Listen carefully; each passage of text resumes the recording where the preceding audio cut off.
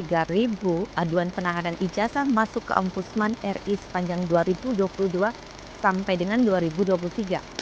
Ijazah seharusnya jadi gerbang masa depan, tapi ribuan anak muda Indonesia justru tertahan karenanya. Di Surabaya ada lebih dari 100 kasus yang ditangani hanya dalam waktu 1 tahun. Indonesia punya 7.086 juta pengangguran terbuka. Berdasarkan BPS tahun 2024 di bulan Februari, banyak dari mereka tak bisa melamar karena ijazah tertahan. Penahanan ijazah sama dengan pemutusan hak pendidikan, tapi masih dianggap wajar di banyak tempat. Apakah masa depan harus tersandra karena tunggakan? Halo Citizen, ini podcast pertama kita, yaitu podcast Ensiklopedia Rena. Podcast tempat kita ngebahas isu penting dengan cara yang dekat, detail, dan masih dengan hati. Oke? Di sini hadir, bisa dikenalkan Mas, memperkenalkan diri siapa? Tentunya izin perkenalkan, nama saya Muhammad Mauludin. Asal saya dari Pasuruan, Jawa Timur. Di sini saya merupakan salah satu dari korban penahanan ijazah di daerah Surabaya, tepatnya perusahaannya. Yang ditahan memang ijazah ya, tapi artinya menahan masa depan dari pemilik ijazah itu juga. Kita simak baik-baik apa yang kita bicarakan malam ini ya. Oke. Nah, Masnya kerja pertama itu masuk tahun berapa? Untuk pekerjaan pertama saya itu masuk tahun 2024 bulan Maret itu. Sebelumnya ada bekerja di mana? Sebelumnya saya ada bekerja di salah satu perusahaan di Pasuruan, perusahaan air minum di sana. Tapi di tempat sebelumnya itu ijazahnya ditahan juga? Tidak Ibu, untuk di perusahaan sebelumnya tidak ditahan ijazahnya. Oh, tapi waktu melamar ke sini, terus melihat konsekuensi atau syarat-syarat yang diberikan kan harus menahan ijazah. Mas Ayub nggak keberatan, terima dengan konsekuensi itu? Dari awalnya itu sebenarnya tidak ada instruksi untuk penahanan ijazah, cuma dari awal itu kita titipkan sementara selama pelatihan. Kalau sesudah pelatihan nanti ijazah akan dikembalikan. Oh, jadi cara mereka membujuk para pekerjanya itu ya, karyawannya seperti itu. Jadi Ya. ini adalah tawaran sementara aja gitu. Setelah itu akan dikembalikan gitu. Tapi sampai ini berapa lama bekerja di sana? Saya bekerja di sana itu lebih kurang sekitar 2 bulan Bu. Terus waktu itu karena memang saya mau dimutasi ke daerah Banten, saya izin orang tua kan, tapi dari orang tua itu agak keberatan dengan perpindahan seperti itu. Jadinya saya mengajukan ke perusahaan tersebut, akan tetapi dari perusahaan tersebut selalu berbelit-belit saat saya mau menagih jasa saya. Akhirnya saya dikasih konsekuensi, disuruh melunasi, intinya melunasi 2,8 juta untuk biaya pengganti jasa tersebut Bu. Oh, 2,8 juta. Iya, Cuman buat nebus ijazahnya itu. iya, penebus ijazah. Padahal nggak diapa-apain ya, cuman ditahan aja, tapi nebus minta mau ijazah balik, ditahan, harus nebus uang. Iya, penebus uang Wah, 2,8 tajam juta. juga ini. Ini cara kolonial ini, seperti ini. Cara cepat mencari uang ini ala perusahaan yang nggak mau rugi ya berarti ya. Bukannya kita ngasih gaji, ngasih reward ke mana-mana karyawan, malah ketika mengambil haknya dicas 2,8 juta. Nggak bener sih kalau aku bilang nggak bener ya. Tapi di perjanjian tertulis itu ada kontrak kerja nggak spesifik harus bekerja berapa bulan kayak gitu, harus minimal berapa bulan kayak gitu? Untuk perjanjian tertulis itu nggak ada, cuma perjanjian lisan aja. Kalau semisal nanti suatu saat berhenti bekerja tanpa ada perjanjian yang jelas, kita intinya resign secara mendadak atau langsung menghilang, itu ijazah tidak akan dikembalikan. Akan tetapi di sini kan saya sudah mengajukan resignnya secara baik-baik, sudah menemui dari HRD dan pihak perusahaan, akan tapi saya dipersulit Ibu di sana itu. Resign aja dipersulit. Ya, mulai dari HRD-nya yang cuti, terus saya ke sana itu berulang kali itu disuruh bikin janji, padahal saya sudah bikin janji sama HRD-nya dan HRD tidak mau menemui. tidak berkenan menemui. Oh, kalian lihat wajahku nggak sih?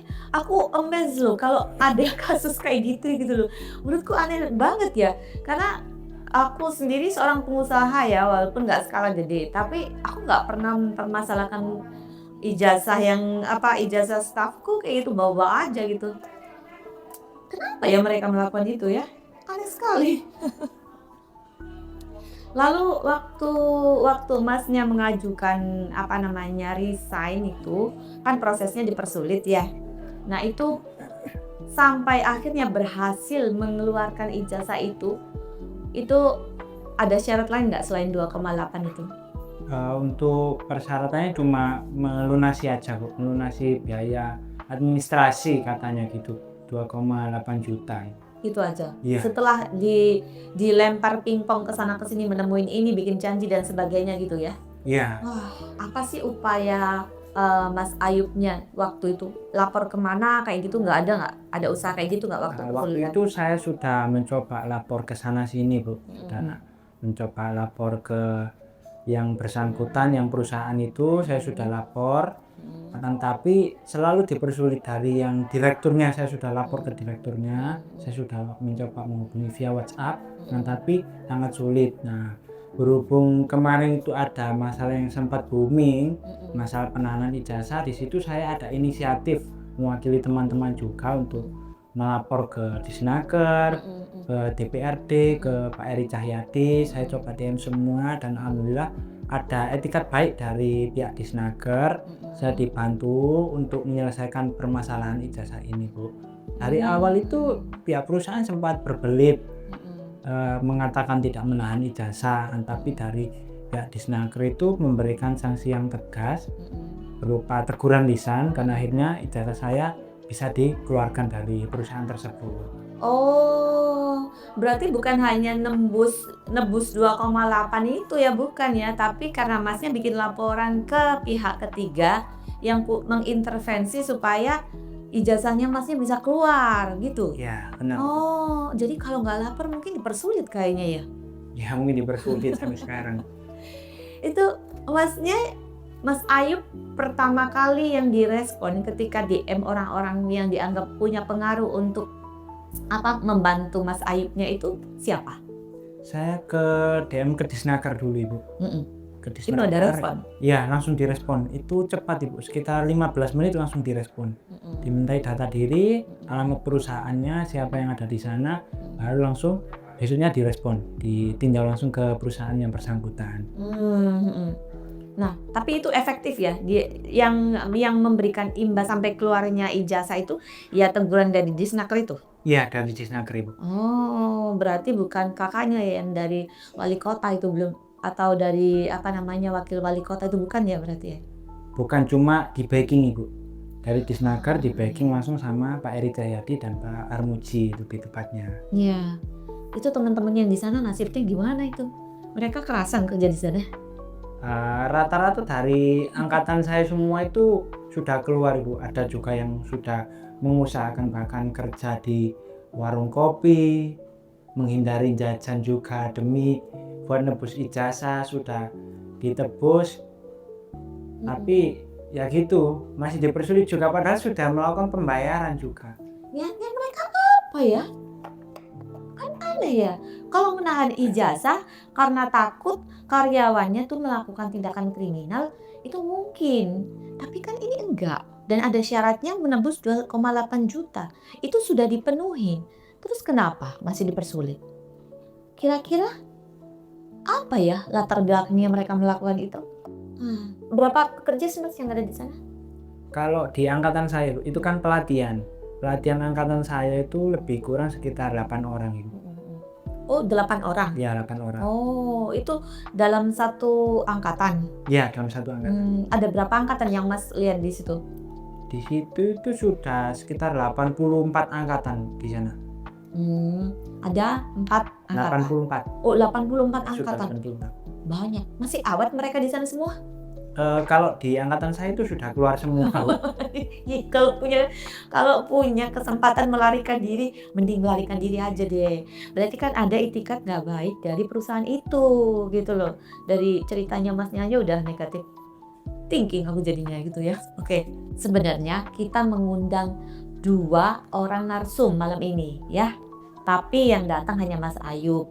Yang satunya kakaknya yang cewek itu menolak hadir. Mungkin karena ada tekanan atau sudah merasa apa ya, secara mentality itu sudah stres ya, terlalu banyak intervensi dari pihak ini gitu. Pengen menenangkan diri sepertinya. Jadi menolak undangan kita ya. Kalau lihat kakaknya lain kali boleh kok datang untuk kita undang ya. Nah, Masnya bisa diceritain nggak dampak paling merugikan dari ditahannya ijazah Masnya itu waktu itu?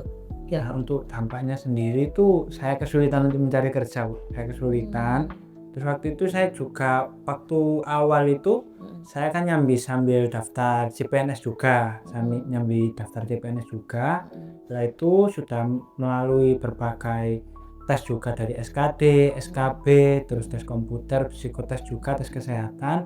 Semua alhamdulillah hasilnya baik. Akan tetapi waktu proses verifikasi berkas di akhir itu saya dinyatakan tidak lolos dikarenakan berkas untuk verifikasi ijazahnya itu tidak ada, Ibu. Hanya karena ijazahnya nggak ada itu? Iya, ijazah. Karena aslinya nggak ada, nggak bisa nunjukin itu? Iya. Wah, rugi dong. Kesempatannya bagus, dapat opportunity yang lebih bagus di tempat lain, tapi gagal karena ijazahnya ditahan. Merugikan sekali, rugi lagi dong kalau gitu. Sudah rugi uang, rugi gitu ya? Ya ampun. Kalau boleh tahu ijazah yang ditahan itu apa, Mas? Ijazah yang ditahan itu ijazah SMK, Bu. SMK? Iya. Oh, jurusan apa dulu Masnya? Dulu saya jurusan teknologi informatika. Oh, pintar komputer kalau gitu. Enggak ya? Oke. Nah, ini setelah berhasil mengambil berhasil mengambil ijazah itu pasti lega dong. Apa yang Mas lakukan setelah itu? Mas Aib lakukan setelah itu? Ya, pertama bersyukur, terus saya juga mengucapkan terima kasih kepada pihak yang sudah membantu. Dalam hal ini ya Disnaker, Bapak Wali Kota, Bapak Wakil Wali Kota, dan juga Bapak DPRD, Mas Cahyo. Saya juga berterima kasih yang sebesar-besarnya. Maka beliau-beliau ini ijazah saya yang sudah lebih dari 1,5 tahun yang tertahan itu alhamdulillah bisa keluar. Bahkan ada letting di atas saya, angkatan di atas saya itu, Bu, yang sampai dari 10 tahun belum dikasihkan juga ijazahnya. Tunggu dulu, kerjanya cuma 2 bulan? Iya. Kerjanya cuma 2 bulan tapi ijazahnya tertahan 1 tahun tadi? 1,5 tahun itu. 1 tahun setengah? Iya. Ngapain aja mereka ya? Itu terus ada yang masih 10 tahun itu ditahan? Ada yang masih lebih lama ada. Waduh, aku gak bisa bayangin loh. Luar biasa banget mereka kejahatannya. Itu zolim loh, beneran zolim. Lalu harusnya pemerintah Pemda dan Pemkot ya dalam hal ini memberikan ketegasan untuk mencabut izin mereka itu sudah benar gitu loh. Gak bisa dong kita biarkan pemerintah tahu kezoliman semacam ini ya, atau pelanggaran hukum semacam ini itu sudah melanggar aturan. Harusnya ditindak tegas. Jadi kalau pemerintah atau Pemkot melakukan abai terhadap kasus-kasus seperti ini sampai ada yang tertahan 10 tahun. 10 tahun ya? Iya, 10 tahun 10 lebih. tahun, bayangkan.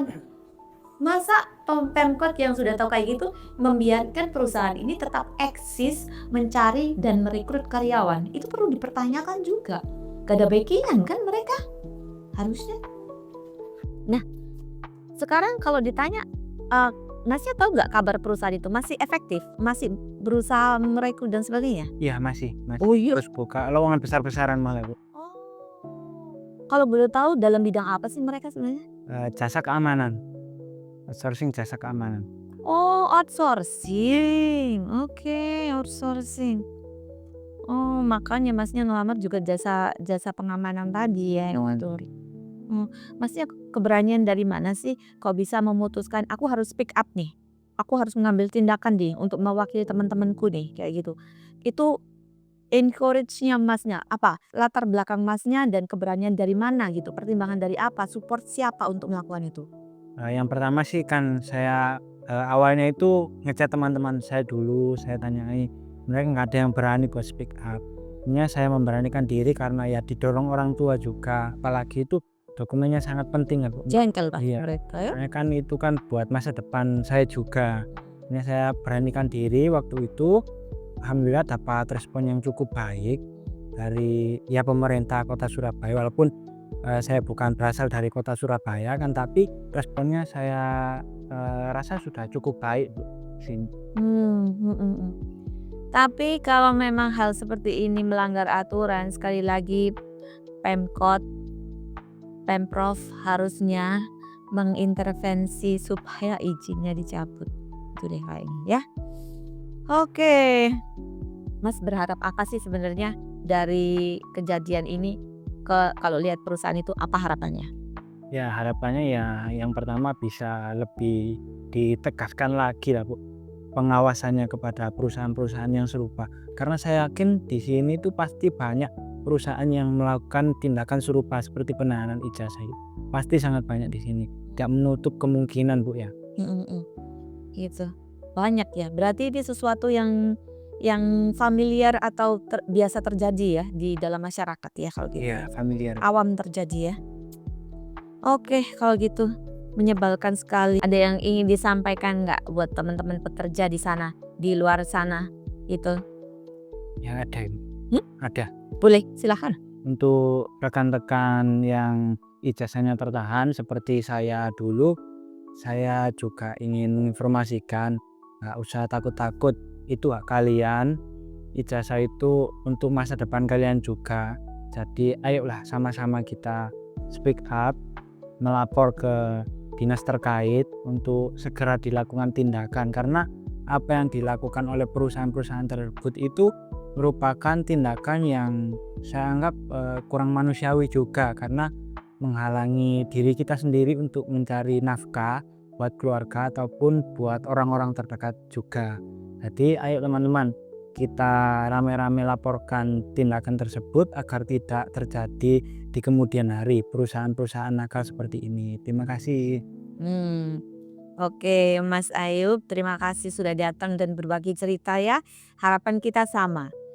Jangan pernah takut untuk speak up terhadap hak kalian. Lakukan untuk mempertahankan hak kalian.